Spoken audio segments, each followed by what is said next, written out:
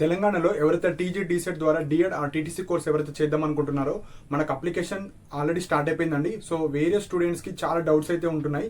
So ఒక 10 important doubts మనకు application related అయితే ఈ వీడియో డిస్కస్ చేయడం జరుగుతుంది. అండ్ ప్రీవియస్ వీడియోలో కంప్లీట్గా మీకు అప్లికేషన్ ఏ విధంగా చేసుకోవాలో డీటెయిల్గా ఎక్స్ప్లెయిన్ చేస్తాను. సో 30 minutes వీడియో ఉంటుంది, క్లియర్గా నేనైతే ఎక్స్ప్లెయిన్ చేస్తాను. మీరు యూట్యూబ్లో మనకు స్పీడ్ ఆప్షన్ ఉంటుంది. సో అది 2x పెట్టుకొని అయినా మీరు వినొచ్చు. విన్న తర్వాత మీ మొబైల్లో కావచ్చు, బయట కావచ్చు, ఎక్కడైనా మీరైతే అప్లై చేసుకోవచ్చు. సో ఫస్ట్ పాయింట్ వచ్చేసి మనకు ఇక్కడ application last date 15th April 2026. So 1 month time మాత్రమే ఇచ్చారు కాబట్టి మీరు తొందరగా అప్లై చేసుకోవడానికి ట్రై చేయండి. సో ఇందులో చాలా మంది అడిగేది మనకు ఎడిట్ ఆప్షన్ అండి. నేను ఆల్రెడీ చెప్పాను, వీడియో చేసిన తర్వాత వీడియో చూసి మీరైతే అప్లై చేసుకోండి అని. సో కొంతమంది వినలేరు, ముందు అప్లై చేసుకున్నారు, అయినా నో ప్రాబ్లం అండి. మనకి ఎడిట్ ఆప్షన్ వచ్చేసి మనకు 17th, 18th April 2 days chance ఇచ్చారు. సో 15th April తర్వాత 1 day గ్యాప్ తర్వాత 17, 18th రోజు మీరైతే ఎడిట్ చేసుకోవచ్చు. కానీ కొన్ని ఎడిట్ అయితే రావు. లైక్ ఎగ్జాంపుల్ మీరు ఏవైతే ఫస్ట్ సెక్షన్లో ఇచ్చినాయి రాకపోవచ్చు మోస్ట్లీ. సో నేను అందుకే చెప్పాను యాజ్ పర్ SSCA మీరు ఎంటర్ చేయాలని. సో కొంతమంది వీడియోస్ చూడరు కాబట్టి మిస్టేక్ చేసిన తర్వాత వాళ్ళు మళ్ళీ కామెంట్ సెక్షన్లో మెన్షన్ చేస్తారు. సో కొద్దిగా మీరు వీడియోస్ అనేది ప్రాపర్గా చూడండి. నా ఛానల్ అనే కాదు, మీరు ఏ ఎడ్యుకేషనల్ ఛానల్ అయినా ఫస్ట్ మొత్తం వినండి. విన్న తర్వాత అప్పుడు మీకు నచ్చిందైతే మీరు అందులో నుంచి ఇన్ఫర్మేషన్ తీసుకోండి. సో ఎడిట్ ఆప్షన్ అయితే మీరు 17, 18 April. నెక్స్ట్ వచ్చేసి second income certificate. So income certificate లేని వాళ్ళు కూడా మీరు పాత ఇన్కమ్ సర్టిఫికేట్ ఉంటే దాని ద్వారా అప్లై చేసుకోవచ్చు. లేదు అనుకుంటే ఇప్పుడు మీ సేవలో వెళ్ళి మీరు అప్లై చేసుకుంటే 1 weekలో వస్తుంది. 1 weekలో వచ్చిన తర్వాత అదే కొత్త సర్టిఫికేట్తో మీరు 10 days తర్వాత మీరు అప్లై చేసుకోండి. సో ఈ రోజు అప్లై చేసుకోవాలి అనేది ఏం లేదు. 1 month టైం ఉంది కాబట్టి 2026 ఇన్కమ్ సర్టిఫికేట్ వెళ్ళి మీరు మీ సేవలో అప్లై చేసుకుంటే దాని ద్వారా వేసుకోవచ్చు. 2025 ఉన్నా మీరు అప్లై చేసుకోవచ్చు, 2024 ఉన్నా అదన్నా పెట్టవచ్చు. మీరు కౌన్సిలింగ్లో అప్డేటెడ్ది పెడితే ఓకే, అప్డేటెడ్ది పెట్టకపోయినా మీకు ఫిజికల్ వెరిఫికేషన్ ఉంటుంది.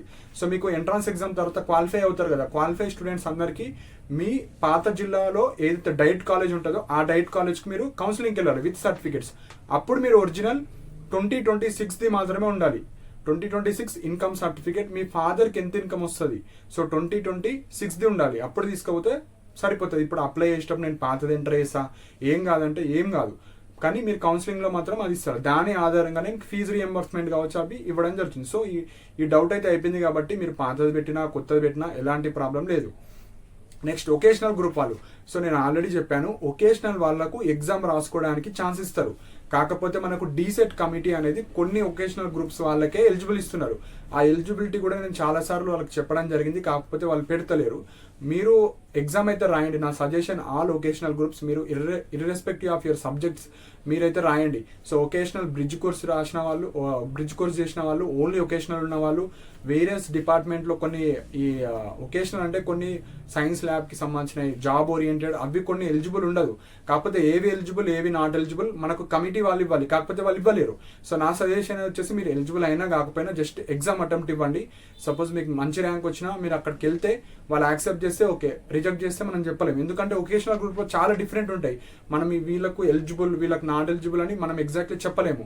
వాళ్ళ దగ్గర ఉంటుంది ఆ ఎలిజిబిలిటీ అయితే బయట పెడతలేరు. కాబట్టి మీరు కావాలంటే హెల్ప్ డెస్క్కి కాల్ చేసి మా యొక్క ఒకేషనల్లో ఈ సబ్జెక్ట్స్ ఉన్నాయి, సో మేము ఎలిజిబుల్లా కాదా, ఎలిజిబుల్ ఉంటేనే మేము అప్లై చేస్తాం, లేకపోతే లేము అని మీరు చెప్పాలి. లేకపోతే మీరు అందరు రిక్వెస్ట్ చేస్తే ఒకేషనల్ గ్రూప్కి సంబంధించి సపరేట్గా వాళ్ళు ఏమైనా పెట్టొచ్చు. సో మనమైతే ఏం చేయలేమండి, ఒకేషనల్ గ్రూప్ వాళ్ళు హెల్ప్ డెస్క్లో నంబర్ ఉంటుంది, వాళ్ళకి కాల్ చేయండి. నెక్స్ట్ 4th పాయింట్ వచ్చేసి ఎవరైతే డిస్కంటిన్యూ స్టూడెంట్స్ కావచ్చు, ఎవరైతే ఆల్రెడీ వేరే రెగ్యులర్ కోర్స్లో ఉన్న వాళ్ళు మేము ఈ ఎగ్జామ్ రాయొచ్చు అంటే రాయొచ్చు, నో ప్రాబ్లం.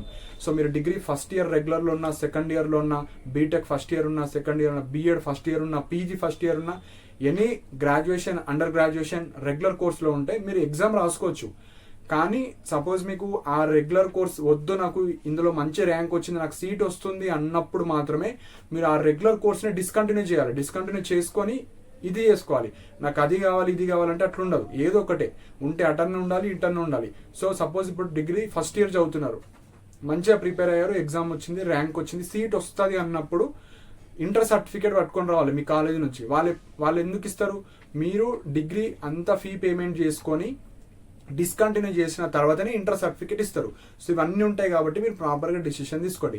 మీరు డిస్కంటిన్యూ అంటే మొత్తం ఫీజు పే చేయాలి, మీ కాలేజ్ ఫీజు పే చేసుకొని మీ సర్టిఫికేట్స్ అన్ని తెచ్చుకొని కౌన్సిలింగ్ రోజు ఇంటర్ సర్టిఫికేట్ ఉండాలి మీ దగ్గర. అప్పుడు మాత్రమే యాక్సెప్ట్ చేస్తారు. మీకు స్టేట్ ఫస్ట్ ర్యాంక్ వచ్చినా మీకు కౌన్సిలింగ్లో ఇంటర్ సర్టిఫికేట్ లేకపోతే you are not eligible. So చాలా స్ట్రిక్ట్ ఉంటుందండి. చాలా మంది నార్మల్గా తీసుకుంటున్నారు. ఈ డీసెట్ ఒక్కటే చాలా స్ట్రిక్ట్ ఉంటాయి. మిగతా కౌన్సిలింగ్లు అన్నీ ఆన్లైన్ కౌన్సిలింగ్లే, ఇది ఒక్కటే ఆఫ్లైన్ ఉంటుంది కాబట్టి చాలా స్ట్రిక్ట్ ఉంటారు. వీళ్ళందరూ డైట్ ప్రిన్సిపల్స్ ఉంటారు మనకు కమిటీలో. సో వాళ్ళు ఎలాంటివి మీరు డిగ్రీ నా సర్టిఫికేట్స్ అక్కడ ఉన్నాయి, ఫీజు రియంబర్స్మెంట్ ఇష్యూ అవి ఏం పట్టించుకోరు. సర్టిఫికేట్ ఉంటే ఇక్కడ ఉండండి లేకపోతే వెళ్ళిపోండి అంటారు.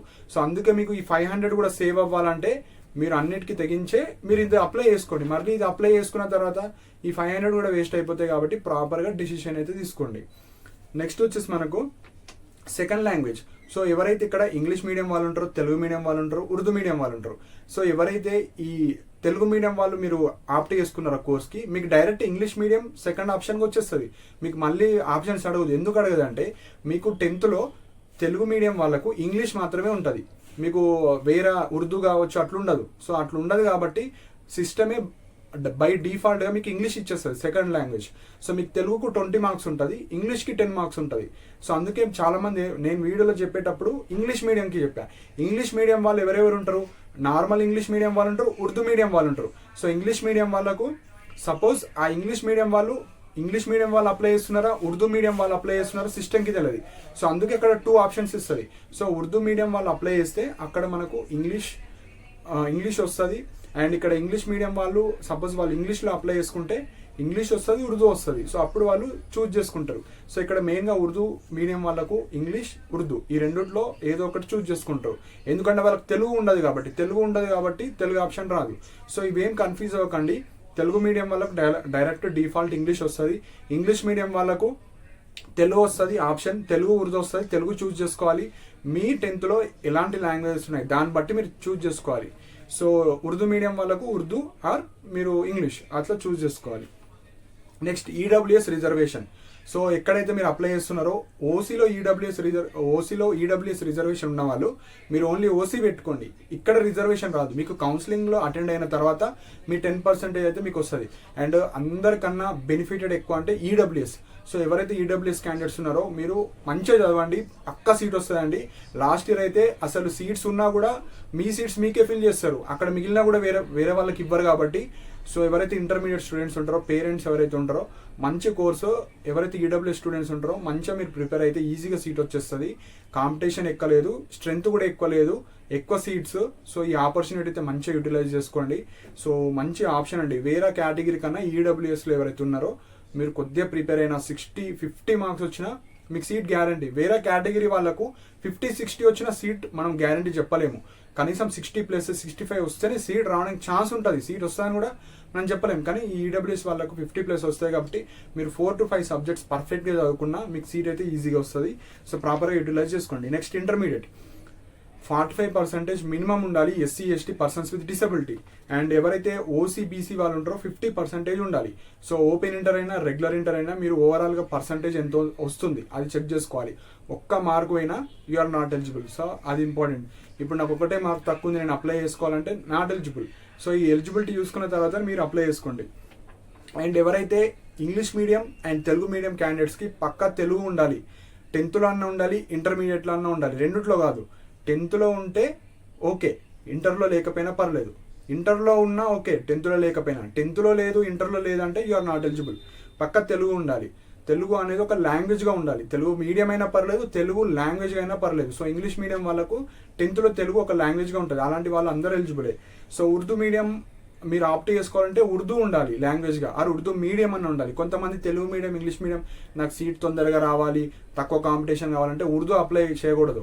ఉర్దూ ఎందుకు అప్లై చేస్తారు మీకు ఎలిజిబిలిటీ లేనప్పుడు? సో మన లాంగ్వేజ్ అన్న చూడాలి, మన మీడియం అన్న చూడాలి. లాంగ్వేజ్గా ఉన్నా పెట్టుకోవచ్చు, మీడియంగా ఉన్నా పెట్టుకోవచ్చు. మనది అసలు లాంగ్వేజ్ కాదు, మీడియం కానప్పుడు లాస్ట్ ఇయర్ కొంతమంది ఉర్దూ పెట్టుకున్నారు, రాశారు, సీట్స్ ఎక్కువ ఉంటాయి, తక్కువ మంది అప్లై చేస్తారు, కౌన్సిలింగ్లో రిజెక్ట్ చేస్తారు. సో మీకు 10th ఉర్దూ లేదు, ఉర్దూ మీడియం కూడా కాదు, ఎట్లా ఆప్ట్ చేసుకున్నారు అంటారు. సో ప్రాపర్గా డెసిషన్ తీసుకోవాలి. Next medium change.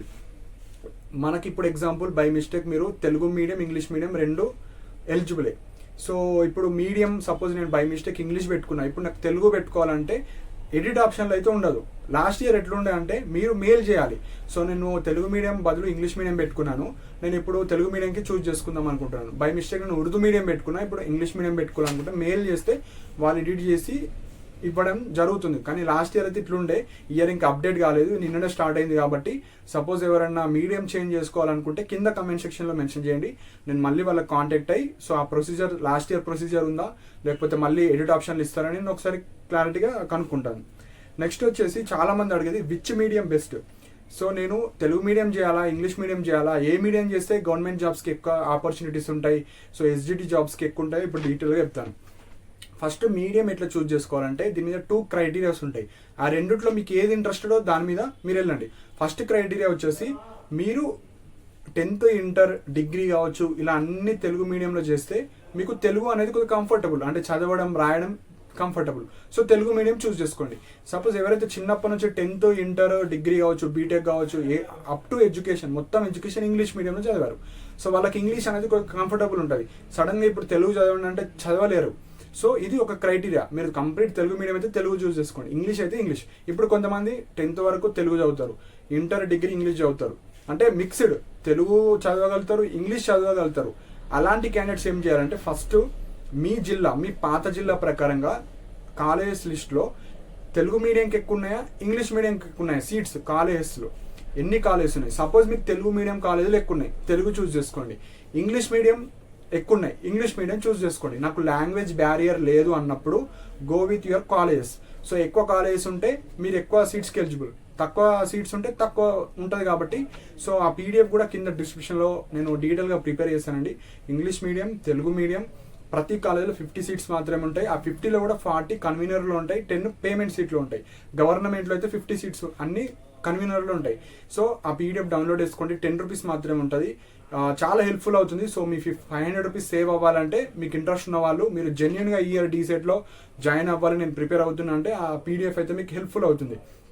కింద డిస్క్రిప్షన్లో ఉంటుంది, ఆ లింక్ క్లిక్ చేసి అక్కడ పే ఆప్షన్ ఉంటుంది, అది పే చేసుకున్న తర్వాత మీకు పీడిఎఫ్ వస్తుంది. సపోజ్ పీడిఎఫ్ రాకపోయినా అక్కడ నా మెయిల్ ఐడి ఉంటుంది, నా మెయిల్కి మీరు మెసేజ్ చేసినా నేను ఆ పీడిఎఫ్ మీకు అయితే సెండ్ చేస్తాను. సపోజ్ మళ్ళీ రాకపోయినా అదే లింక్ క్లిక్ చేసి మీరు డౌన్లోడ్ చేసుకోండి, చాలా హెల్ప్ఫుల్ అవుతుంది.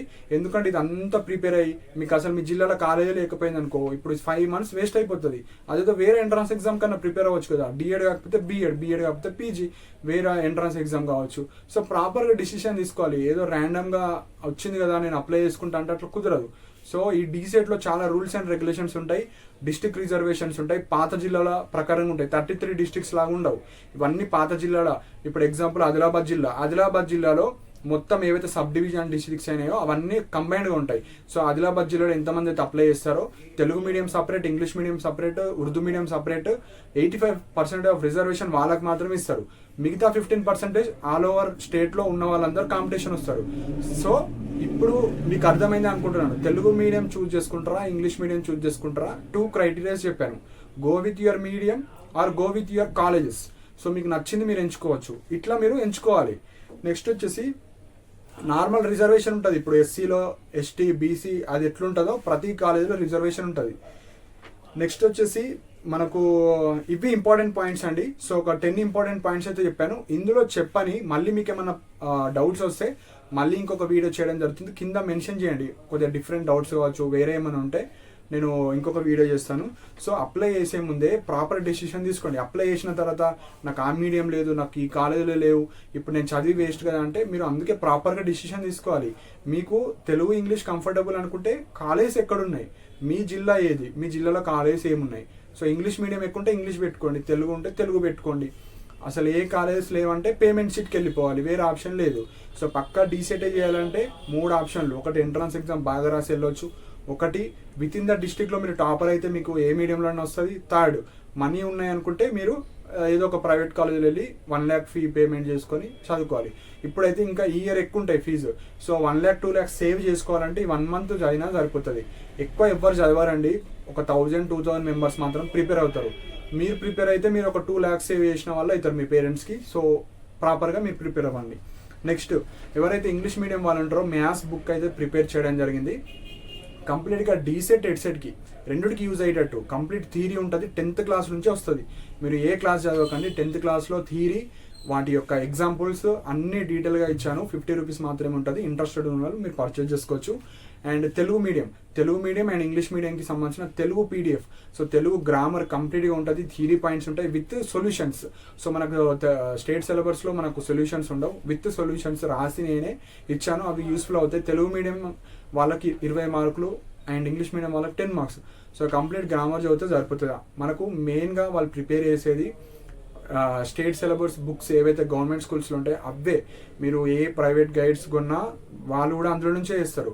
సో డైరెక్ట్ వాళ్ళు టెక్స్ట్ బుక్ ముందు వేసుకొని క్వశ్చన్స్ ప్రిపేర్ చేస్తారు కాబట్టి మీరు డైరెక్ట్ టెక్స్ట్ బుక్స్ ప్రిపేర్ అయితే సరిపోతుంది. వేరే బుక్స్ అయితే సెకండ్ రెఫరెన్స్గా పెట్టుకోండి. ఫస్ట్ ప్రిఫరెన్స్ అయితే state syllabus text books. Next previous years questions. So previous years question papers కూడా 10 రూపీస్ ఉంటుంది. ఇంట్రెస్ట్ ఉన్న వాళ్ళు మీరు డౌన్లోడ్ చేసుకొని వే ఆఫ్ క్వశ్చనింగ్ ఎట్లా జరుగుతుంది, మనకి ఎలాంటి టైప్ ఆఫ్ క్వశ్చన్స్ వస్తున్నాయి, సో జెన్యున్గా ప్రిపేర్ అయ్యే వాళ్ళైతే మీకు యూటిలైజ్ అవుతాయి ఈ PDFs. So only direct attempt ఇస్తా అంటే మీకున్న నాలెడ్జ్తో చేసిన 40 మార్క్స్ 50 మార్క్స్ వస్తాయి. 40 to 50 మార్క్స్ ప్రిపేర్ అవ్వకుండా వస్తాయి. కానీ ఎవరికైతే 50 క్రాస్ టు 70 ఈ 50 to 70 జోన్లో ఎవరైతే ఉంటారో వాళ్ళకి సీట్ రావడానికి ఛాన్స్ ఉంటుంది. ఇంటర్ స్టూడెంట్ అయినా డిగ్రీ స్టూడెంట్ అయినా అసలు ఎగ్జామ్ ఏం నాలెడ్జ్ లేని అయినా 40-50 మార్క్స్ ఈజీగా వస్తాయని చెప్తున్నాను. ఎందుకంటే బేసిక్ క్వశ్చన్స్ అడుగుతారు, కానీ ఒక 20 to 30 మార్క్స్ కొద్దిగా మీడియం టు హై రేంజ్లో ఉంటాయి క్వశ్చన్స్. సో కాబట్టి మీరు 10th క్లాస్ స్టాండర్డ్ కాబట్టి కొద్దిగా టఫ్ ఉంటుంది ఎగ్జామ్. సో ఎవరైతే 20 మార్క్స్ తెచ్చుకుంటారో వాళ్ళకి మాత్రమే సీట్ వస్తుంది. సో అండ్ సీట్స్ అనేవి చాలా తక్కువ ఉంటాయి. సో మీరు ఏ కోర్సులో కూడా ఇన్ని సీట్స్ తక్కువ, ఈ కోర్స్కి చాలా తక్కువ సీట్స్, డిమాండ్ ఎక్కువ, ఫీజు ఎక్కువ. మనకు పేమెంట్లో కన్వీనర్లో చాలా తక్కువ, మీకు 2300లోనే అయిపోతుంది కోర్స్ ఫీజు. గవర్నమెంట్లో వస్తాయి, ప్రైవేట్లో వస్తే ఒక 12,000 ప్లస్ ఒక 15-20,000 వాళ్ళు ఎక్స్ట్రా ఛార్జ్ చేస్తారు. కానీ కన్వీనర్ ఫీజు 12,000. తక్కువ ఫీజు ఉన్న కోర్స్ ఇదే, ఎక్కువ డిమాండ్ ఉన్న కోర్స్ ఇదే, పేమెంట్లో ఎక్కువ ఉన్నది ఇదే, ఎక్కువ మంది అప్లై చేసేది ఇదే. సో దీనికి ఎంత డిమాండ్ ఉందో అర్థం చేసుకోండి. సో జెన్యున్గా ప్రిపేర్ అయ్యే వాళ్ళు ఒక 1 month ప్రాపర్గా ప్రిపేర్ అయినా వస్తుందండి. సో దీని తర్వాత రియలైజ్ అయిన తర్వాత చాలామంది వీడియోస్ చూడరు కాబట్టి వాళ్ళకు వేలలో సీట్స్ ఉంటాయి అనుకుంటారు. వేలలో సీట్స్ ఉండవు.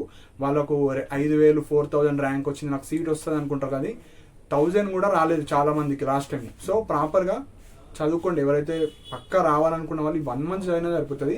సో ఎవరికైతే పీడిఎఫ్స్ కావాలో కింద డిస్క్రిప్షన్లో ఉంటాయి. పీడిఎఫ్స్లో ఏమైనా ఇష్యూస్ ఉన్నా నేను ఇది పర్చేస్ చేశాను, నాకు డౌన్లోడ్ ప్రాబ్లం ఉంది అని కమెంట్ సెక్షన్లో మెన్షన్ చేస్తే నాకు అక్కడ మీ మెయిల్ ఫోన్ నెంబర్ డిస్ప్లే అవుతుంది, నేను మీకు షేర్ చేస్తాను. ఆర్ నా మెయిల్ కన్నా మెసేజ్ చేయండి. సో ఇవి ఇంపార్టెంట్ పాయింట్స్. సో మీకు అప్లికేషన్లో ఏమైనా మిస్టేక్స్ ఉన్నా ఇంకా వేరే డౌట్స్ ఉన్నా మీరు మెన్షన్ చేయండి. అండ్ అప్కమింగ్ వీడియోస్లో మీకు ఫిజికల్ సైన్స్కి సంబంధించిన తెలుగు మీడియం ఇంగ్లీష్ మీడియంకి సంబంధించిన థియరీ కావచ్చు, బిట్స్ కావచ్చు, ఎట్లా అడుగుతున్నారో అవి ఒక వీడియో చేస్తాను. సో దట్ అదొక 10 మార్క్స్ అయితే ఉంటుంది. ఆ 10 మార్క్స్ చదువుకుంటే మీకు ఇంకొక 5 to 6 మార్క్స్ యాడ్ అవుతాయి. సో ఇవి ఇంపార్టెంట్ పాయింట్స్. సో మీకు ఏమైనా డౌట్స్ ఉంటే మీరు కింద కమెంట్ సెక్షన్ మెన్షన్ చేయండి. అండ్ ఇలాంటి అప్డేట్స్ కోసం మన ఛానల్ సబ్స్క్రైబ్ చేసుకోండి. And thank you for watching my video.